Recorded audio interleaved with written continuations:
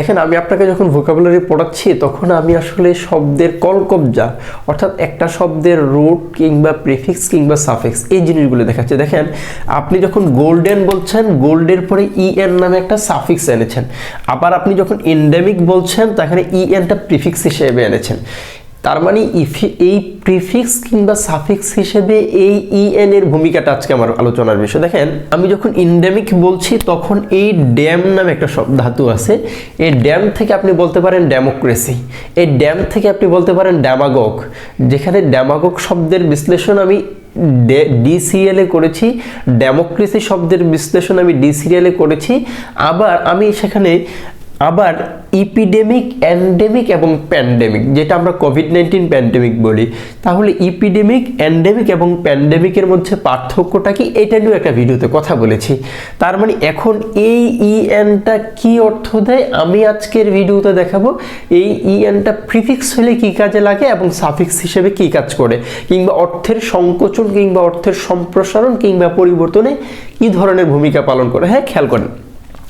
দেখেন, এই ইএন, এটা আমি আপনাকে বলবো ওই ভিডিওটা দেখবেন, ওখানে আমি এই ব্যাপারটা বিস্তারিত আলোচনা করেছি। কারণ আমি বিশ্বাস করি যে এই ভিডিওগুলো সবগুলো যখন একবার একাধারে দেখা শুরু করবেন, এখানে যেন রিপিটিশন না হয়, একটা শব্দ নিয়ে আমি বারবার আলোচনা করতে চাচ্ছি না, আপনি ওইখান থেকে এই ভিডিওটা দেখবেন। হ্যাঁ, আচ্ছা, এখন আসি।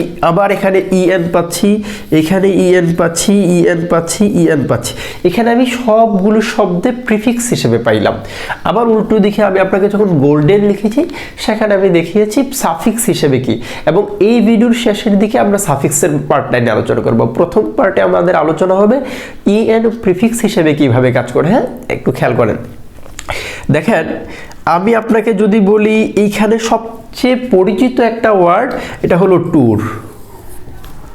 আপনি ট্যুর বললে বুঝবেন কোথাও ভ্রমণ করা, যেটা আমরা স্টাডি ট্যুর হিসেবে পরিচিত। আমাদের ছোটবেলায় আমরা শিক্ষা প্রতিষ্ঠান থেকে বিভিন্ন সময় বিভিন্ন জায়গায় বেড়াতে গিয়েছি, ঠিক আছে। আচ্ছা, এখন এই ট্যুর মানে কি, ভ্রমণ। এখন ইংরেজিতে একটা শব্দ আছে অন্টোরেজ, এজিই মানে কি, এটা সাফিক্স। আচ্ছা, এখন ইএন, এখন অন্টোরেজ অর্থ কি?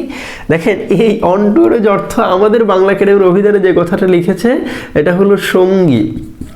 এখন আপনি সঙ্গী চিন্তা করেন কিংবা সফর সঙ্গী চিন্তা করেন, আপনি সফর সঙ্গী বলেন কিংবা সন্ধি বলেন, আপনার ট্যুরের সাথে সম্পৃক্ত অর্থাৎ ভ্রমণের সাথে সম্পৃক্ত। তার মানে এই প্রিফিক্সটা খুব বেশি কাজে লাগে না। আমাদের যেই বই, আমরা যে রেডিক্যালস ইংলিশের যে বইটা নিয়ে কাজ করছি সেখানে আমরা দেখাবো এই ইএন মূলত আইএন কিংবা ওভার এই জাতীয় অর্থ দেয়। আলটিমেটলি আমি যদি সহজ করে চিন্তা করি, আপনি এটা না ধরে এই প্রিফিক্সের পরের অংশটা ধরে যদি আপনি চিন্তা করেন তাহলে আপনার জন্য অর্থ বের করা ইজি হবে। এখন আপনি ইনক্লেভ অর্থ না বলে আমি যদি বলি ক্লেভিকট কিংবা ক্লেভান্সি, তখন আপনি এখান থেকে ক্লেভ ধরে কি অর্থ আনবেন? ক্লেভ বললে, যখন আমি ক্লেভিকলের কথা বলছি কিংবা ক্লেভিকর্ডের কথা বলছি, আপনি ক্লেভিকল বললে বুঝছেন কণ্ঠাস্থি অর্থাৎ সারা শরীর থেকে একটা ছোট অংশ, কিংবা ক্লেভিকর্ড বললে পিয়ানোর তার বিশেষ। মূলত ক্লেভ বললে কি, চাবি জাতীয় কিছু বোঝায়, এটা সি সিরিয়ালের কথা বলেছি। এখান থেকে ইনক্লেভ মানে কি, ইনক্লেভ মানে হলো ছিটমহল। এখন ছিটমহল বোঝার জন্য আপনাকে বাংলাদেশের লালমনিরহাট অঞ্চলে, দহগ্রাম অঞ্চলে 3 বিঘা করিডোর ওই অঞ্চলকে বোঝাতে হবে। একেবারে ইনক্লেভ, এই ক্লেভটা ধরে আপনি আগাবেন, অর্থাৎ পৃথিবীর বিস্তৃত যে অঞ্চল কিংবা একটা দেশের বিস্তৃত অঞ্চলের বাইরে গিয়ে একটা ছোট জায়গা যেটা ওই দেশের সার্বভৌমত্বের অংশ হয়, এখান থেকে ইনক্লেভ। এখন ইনডেমিকের ব্যাখ্যাটা আমি ওখানে করেছি। এর দেখেন, ডিউর মানে কি, ডিউর মানে ডিউরেশন, ডিউরেবিলিটি।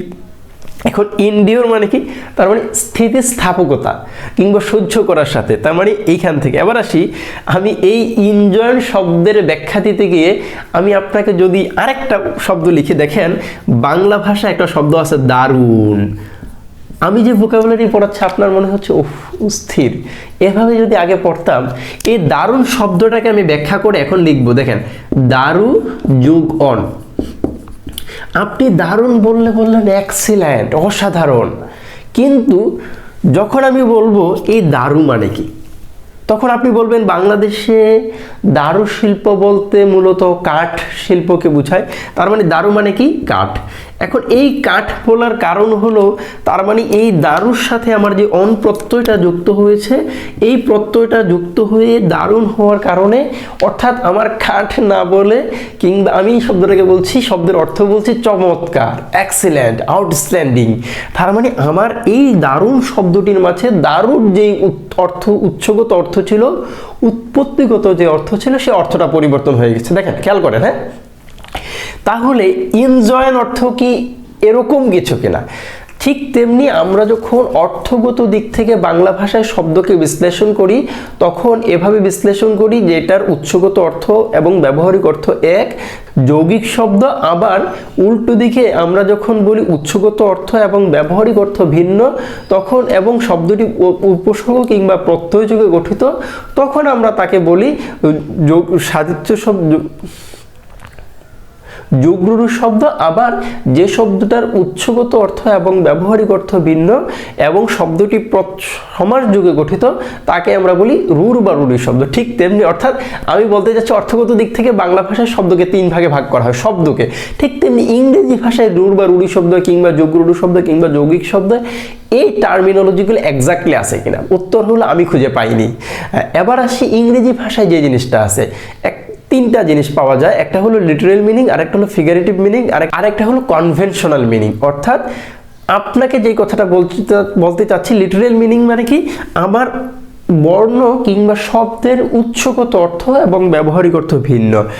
কিন্তু যখন আমি কনভেনশনাল মিনিংয়ের দিকে যাব কিংবা ফিগারেটিভ মিনিংয়ের দিকে যাব, তখন উৎসগত অর্থ এবং ব্যবহারিক অর্থ ভিন্ন হয়ে যায়। যেমন আরবিতে এই শব্দটাকে এভাবেও ব্যবহার করা হয় সেমাই, অর্থাৎ মাদ্দা যেটা, রুট যেটা, ধাতু যেটা, সেটার যে মৌলিক অর্থ ছিল সেই অর্থটা না থেকে আরবের যেই মানুষেরা যে কথা বলার সময় তারা যেই অর্থে শব্দটিকে ব্যবহার করেছেন, সেই অর্থে শব্দটিকে ব্যবহার করা, এটাকে কনভেনশনাল মিনিং কিংবা ফিগারেটিভ মিনিং বলা যেতে পারে, কিংবা সেমাই বলা যেতে পারে। ঠিক তেমনি এই ইনজয়েন যে শব্দটি, এই জয়েন মানে কি, জয়েন মানে যুক্ত, কিন্তু ইনজয়েন মানে কি তাহলে যুক্ত হওয়া। এখানে আরেকটা কথা, এই ইএন যেই প্রিফিক্সটা পাইছি, এই প্রিফিক্সটা শব্দের শুরুতে থাকলে মাঝে মাঝে বা অধিকাংশ ক্ষেত্রে শব্দটা ভার্ব হয়। যেমন এঙ্গেজ, এখন এঙ্গেজ নিয়ে কথা বলি নাই, এন্ডিওর সহ্য করা, অন্টোরেজ সঙ্গী, কিন্তু দেখেন ইনক্লেভ ছিটমহল, কিন্তু এইখানে ইনডেমিক, এইখানে আমি বলছি মাঝে মাঝে কিংবা অধিকাংশ সময়। ঠিক আছে, আমরা মূলত এনজয় নিয়ে কথা বলছিলাম। হ্যাঁ, ওই যে কনভেনশনাল মিনিংয়ের কথা বলছি, অর্থাৎ সিমাইয়ের কথা বলছি, শুনে শুনে যেটা, কিংবা আরবরা যেটা ব্যবহার করেছে, ঠিক তেমনি কিংবা দারুণ শব্দ যেটা, মূলত এনজয়েন যে শব্দটি এখানে লিখেছি, এই এনজয়েন শব্দটির অর্থ হলো মূলত আদেশ করা। চিন্তা করে দেখেন, আপনি ভাবছেন জয়েন, কিন্তু এখানে মিলে নাই। তার মানে এরকম শব্দ খুব কম, কিংবা এটা বাংলা ভাষায় আছে, ইংরেজি ভাষায় আছে, কিংবা পৃথিবীর সব ভাষায় আছে বলে আমি বিশ্বাস করি, কারণ এনজয়েনের ব্যাপারটা টোটালি ডিফারেন্ট দেন আদার্স। আচ্ছা, তার মানে এইভাবে কিছু ব্যাপার আছে। আমরা মূলত কথা বলছিলাম এন্ডিওর অর্থ কি, সহ্য করে, এটা আপনি জানেন, লিখে দিলাম। এখন আসি, মূলত বাকি আছে এঙ্গেজ। এঙ্গেজ শব্দটাকে বলতে গিয়ে আমি আপনাকে আরেকটা শব্দ লিখি, এটা হলো মর্টগেজ। এখন এই মর্টগেজ শব্দটার অর্থ হলো বন্ধকি। এখন এই বন্ধকি শব্দটার অর্থ, বন্ধকি মানে মর্টগেজ হলে দেখেন ম্যান ইজ মর্টাল। এখন মর্টাল মানে কি, মৃত্যু। তাহলে মর্টগেজ অর্থ কেন বন্ধকি, এটা একটা প্রশ্ন। এটা এম সিরিয়ালে গিয়ে এই প্রশ্নের উত্তরটা আল্লাহ যদি সুযোগ দেয় আমাকে, আমি এটার উত্তর দেবো ইনশাআল্লাহ।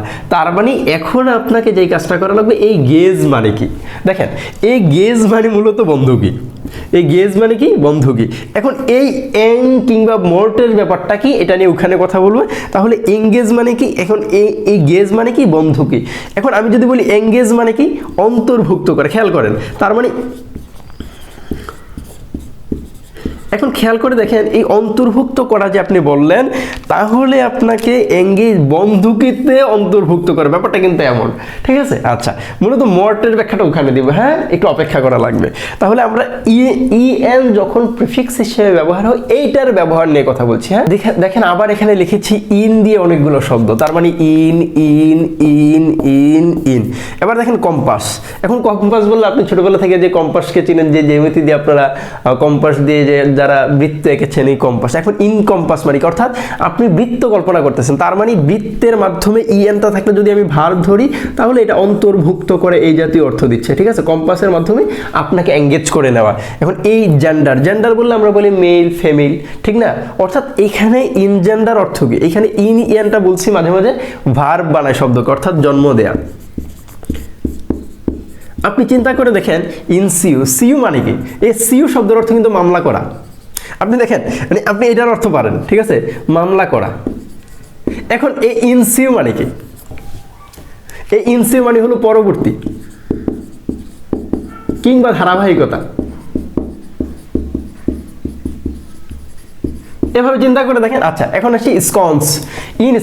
ইনস্কন্স না বলে আমার প্রথম কাজ হবে কি, স্কন্স অর্থ কি, আপনি গুগলে সার্চ দিবেন স্কন্স লেখে, তাকে দেখবেন এই যে জিনিসটা আপনি দেখতেছেন, এটার কোনো সময় কি ভেবে দেখেছেন এটার মানে কি, এটার নাম কি, এটা কোনো সময় জেনেছি না, জানি না। স্কন্স কি বলছি, স্কন্স। এখন আসি ইনস্কন্স অর্থ কি, ঠিক আছে।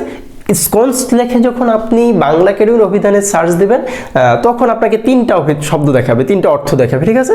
স্কন্সের এক্সাক্ট মিনিংটা তখন কিন্তু আপনি বুঝতে পারবেন। দেখেন তিনটা শব্দ দিয়েছে, অর্থ দিয়েছে, কিন্তু আমরা অর্থটা বুঝলাম না, কোনো কাজে লাগলো না। তার মানে আমাকে কষ্ট করে আমি যখন কোনো জায়গা থেকে কোনো কিছু পড়তেছি তখন আমি মিনিংটা ধরতে পারতেছি না, তাহলে আমার এই পড়াটা তো কোনো কাজে লাগলো না। মানে আলমান নাফিয়া যেটা, কিংবা যেটাকে আমরা উপকারী জ্ঞান বলি, এই উপকারী জ্ঞানটা তো আমি পাইলাম না, ঠিক না। এখন ইনস্কন্সটা কি, হ্যাঁ, আমাদের অভিধানে যে কথাটা বলছে মোমদান মাথা ছোট কেল্লা এমন, কিন্তু এই ইনস্কন্স অর্থ কি, ইনস্কন্স অর্থ তখন হয় সুরক্ষিত রাখা, সুরক্ষিত রাখা।